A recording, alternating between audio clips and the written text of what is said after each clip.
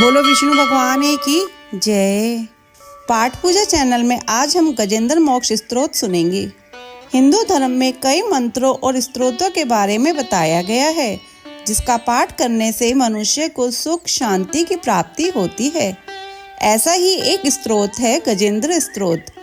हिंदू धर्म के सबसे पहले ग्रंथ श्रीमद् भागवत गीता में 3 अध्याय में गजेंद्र स्तोत्र का वर्णन मिलता है। इसमें कुल 33 श्लोक हैं, जिसका पाठ करने से जीवन में किसी प्रकार की परेशानी से तत्काल मुक्ति मिल जाती है। गजेंद्र स्तोत्र में हाथी और मगरमच्छ के साथ हुए एक भयंकर युद्ध का वर्णन किया गया है। गजेंद्र मोक्ष की कथा के अनुसार प्राचीन समय में द्रविड़ देश के नरेश इंद्रद्युम्न भगवान विष्णु के बहुत बड़े उपासक थे। वह रोजाना नियम से विष्णु जी की आराधना करते थे। यही नहीं, ईश्वर धाम की प्राप्ति के लिए तप भी करते थे। एक समय ऐसा आया कि इंद्रद्युम्न राजपाट त्याग कर सन्यासी बन गए और मल्य पर्वत पर जाकर तप करने लगे। एक दिन महिष अकसत्य उनके आश्रम पहुँचे, लेकिन ध्यान में लीन इंद्रद्युम्न ने महिष का स्वागत सेवा नहीं की, जिससे अप्रसन्न होकर महिष ने इंद्रद्युम्न को जड़ बुद्धि गज बनने का श्राप दे दिया। महिष अकसत्य के श्राप से इंद्रद्युम्न हाथी बन गए। इंद्रद्युम्न हाथियों के झुंड के मुखिया थे, इसलिए उनका गजेंद्र नाम था। एक दिन घूमते घूमते गजेंद्र को बहुत तेज प्यास लगी। वे अन्य हाथियों के साथ पास एक सरोवर में पानी पीने गए।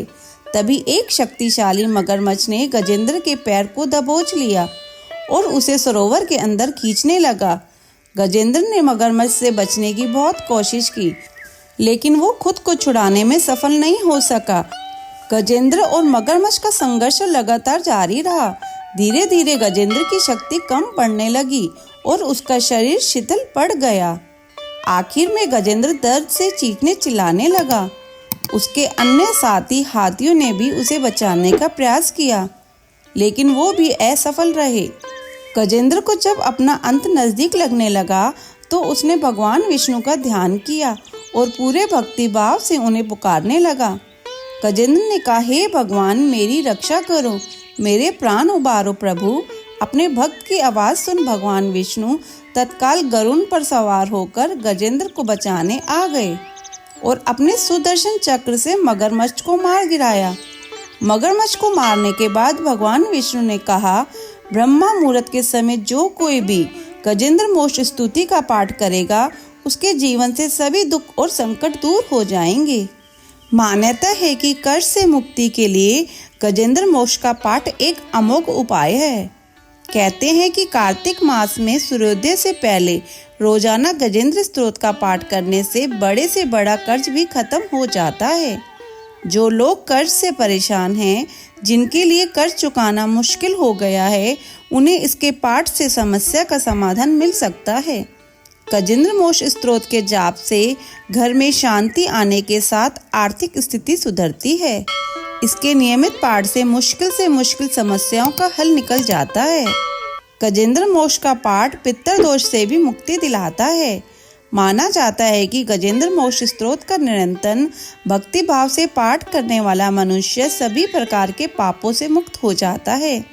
मान्यता है कि इस स्तोत्र का पाठ करने वाला जातक मृत्यु के बाद कभी नरक में नहीं जाता।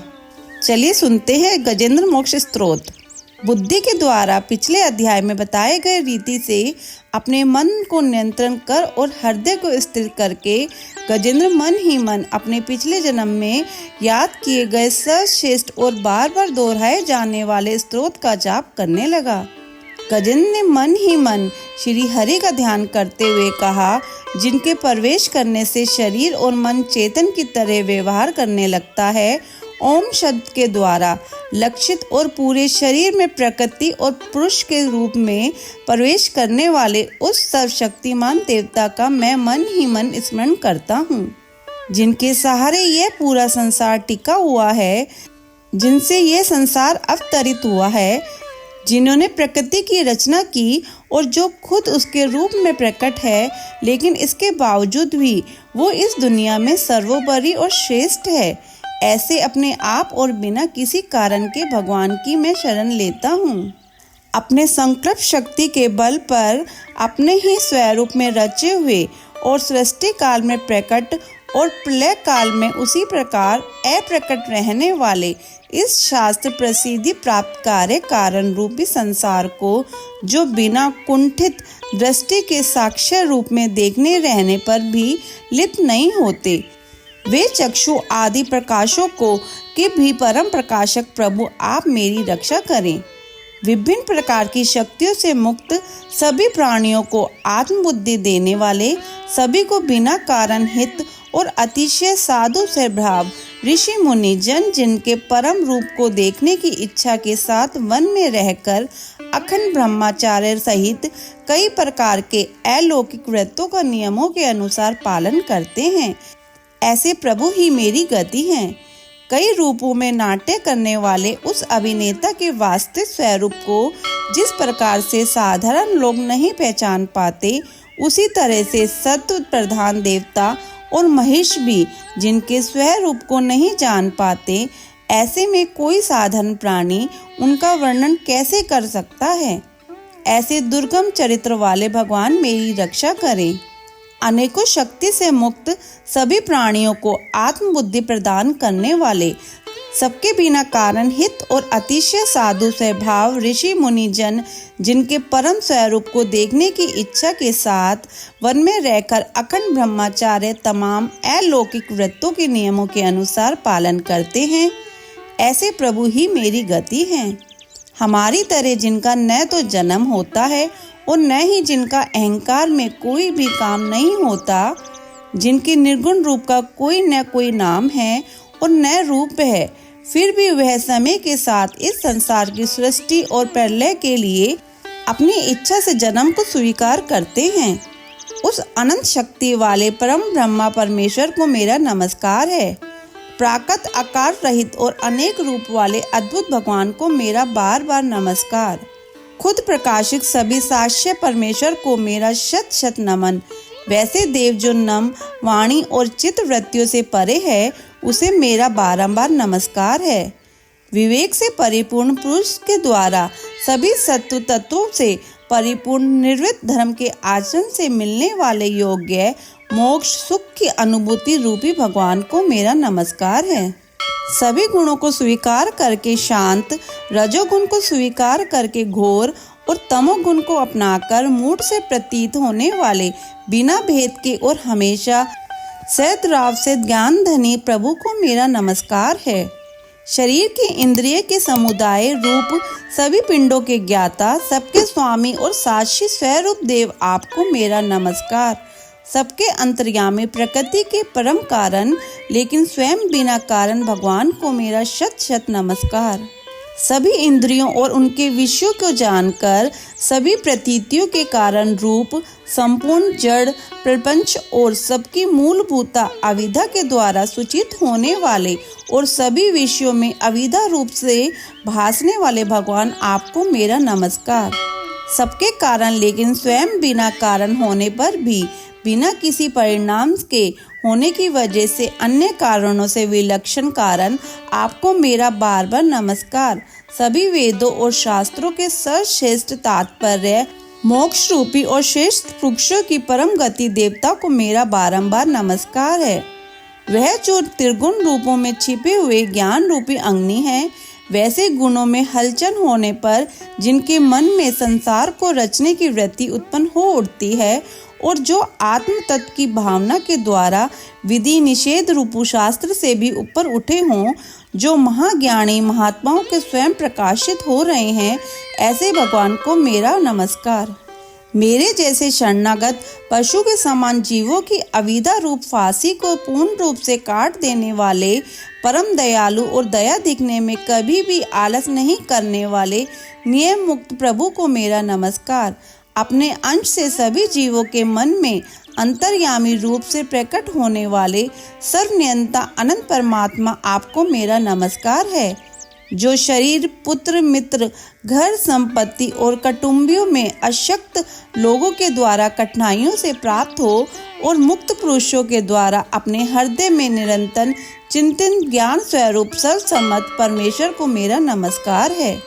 वे जिन्हें धर्म अभिलक्षित भोग, धन और मोक्ष की कामना से भजने वाले लोग अपनी मनचाही इच्छा पूर्ण कर लेते हैं, लेकिन जिन्हें अन्य प्रकार के अयाचित भोग और अविनाशी पार्षद शरीर भी देते हैं, वैसे अत्यंत दयालु प्रभु मुझे इस प्रकार की विपदा से हमेशा के लिए बाहर निकालें। वे जिनके एक से अधिक भक्त हैं, जो मुख्य रूप से एकमात्र उसी भगवान के शरण में हैं, जो धर्म, अर्थ आदि किसी भी पदार्थ को नहीं चाहते, जो केवल उन्हीं के परम मंगलय एवं अत्यंत विलक्षण चरित्र का गुणगान करते हुए उन्हें आनंदमय समुद्र में गोते लगाते रहते हैं, उन अविनाशी, सर्वव्यापी, सर्वश्रेष्ठ ब्रह्मादि के भी न्यायक अभक्तों के लिए भी हमेशा प्रकट होने वाले भक्ति योग द्वारा प्राप्त, बहुत ही पास में होने पर भी माया के कारण बहुत दूर लगने वाले, इंद्रियों के द्वारा अज्ञेय और अत्यंत दुर्विज्ञ, अंतर से रहित लेकिन सभी के अधिकारक और सर्व परिपूर्ण उन भगवान की मैं स्तुति करता हूँ।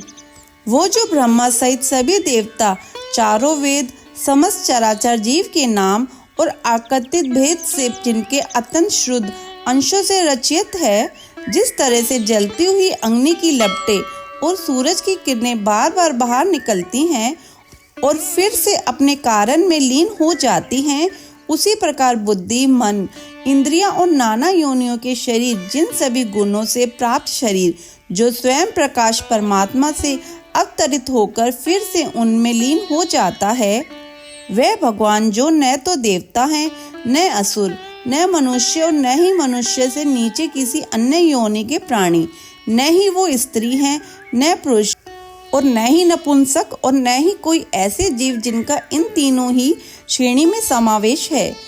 वो न तो गुण है, न कर्म, न कार्य और न ही कारण। इन सभी योनियों का निषेध होने पर जो बचता है, वही उनका असली स्वरूप है। वे ही सब कुछ हैं। ऐसे प्रभु मेरा उत्थान करने के लिए प्रकट हों। अब मैं इस मगरमच्छ के चंगुल से छूटकर जीवित नहीं रहना चाहता, क्योंकि मैं सभी तरह से अज्ञानता से ढके इस हाथी के शरीर का क्या करूं? मैं आत्मा के प्रकाश से ढक देने वाले अज्ञानता से युक्त इस हाथी के शरीर से मुक्त होना चाहता हूं, जिसका काल कर्म से अपने आप नाश नहीं होता, बल्कि ईश्वर की दया और ज्ञान के हृदय से होता है। इस प्रकार मोक्ष के लिए लालायित संसार के रचयिता स्वयं संसार के रूप में प्रकट और संसार के परे संसार को एक खिलौने की भांति खेलने वाले, संसार में आत्म रूप व्यापक, अजन्मा, सर्वव्यापी एवं प्राप्त वस्तुओं से सर्वश्रेष्ठ श्री हरि को केवल प्रणाम करता हूँ और उनकी शरण में जाता हूँ, जिन्होंने भगवत शक्ति द्वारा योग के द्वारा कर्मों को जला डाला है, जिन्हें समस्त योगी ऋषि योग के द्वारा अपने शुद्ध हृदय में प्रकट हुआ देखते हैं। उन योगेश्वर भगवान को मेरा नमस्कार है। वह जिनके त्रिगुणात्मक शक्तियों का राग, रूप, वेग और अहसा है, जो सही इंद्रियों के विषय रूप में मौजूद है, वह जिनकी इंद्रियां समस्त विषयों में ही बसी रहती हैं, ऐसे लोग जिनका मार्ग मिलना भी असंभव है, उन शरणागत एवं अपार शक्ति वाले भगवान आपको मेरा बार बार नमस्कार है। वह जिनकी अविद्या नामक शक्ति के कार्य रूप अहंकार से ढके हुए हैं, वह जिनके रूप को जीव समझ नहीं पाते, ऐसे अपार महिमा वाले भगवान की मैं शरण लेता हूँ। वह जिसने पहले की तरह से भगवान के भेद रहित सभी निराकार रूप का वर्णन किया था, उस गजराज के करीब जब ब्रह्मा जी साथ में अन्य कोई देवता नहीं आए, जो अपने विभिन्न प्रकार के विशिष्ट विग्रहों को ही अपना रूप मानते हैं, ऐसे में साक्षात विष्णु जी, जो सभी के आत्मा होने पर कारण सर्वदेव स्वरूप हैं, तब वहाँ प्रकट हुए। गजराज को इस तरह दुखी देखकर और उसके पढ़े गए स्तुति को सुनकर चक्रधारी प्रभु इच्छा अनुसार वेग वाले गरुड़ की पीठ पर सवार होकर सभी देवों के साथ उस स्थान पर पहुंचे जहां वह गज था। सरोवर के अंदर महाबली मगरमच्छ द्वारा पकड़े जाने के बाद दुखी उस हाथी ने आसमान में गरुड़ की पीठ पर बैठे और हाथों में चक्र लिए भगवान विष्णु को आते हुए जब देखा, तो वह अपनी सूंड में पहले से ही उनकी पूजा के लिए रखे कमल के फूलों को श्री हरि पर बरसाते हुए कहा, सर्वपूज्य भगवान नारायण, आपको मेरा प्रणाम। लाचार हाथी को देखकर भगवान श्री हरि गरुड़ से नीचे उतरकर सरोवर में उतर आए और बेहद दुखी होकर मगरमच्छ सहित उस हाथी को तुरंत ही सरोवर से बाहर निकाल लाए और देखते ही देखते अपने चक्र से मगरमच्छ के गर्दन को काट दिया और हाथी को उस पीड़ा से बाहर निकाल लिया। स्तोत्र संपूर्ण।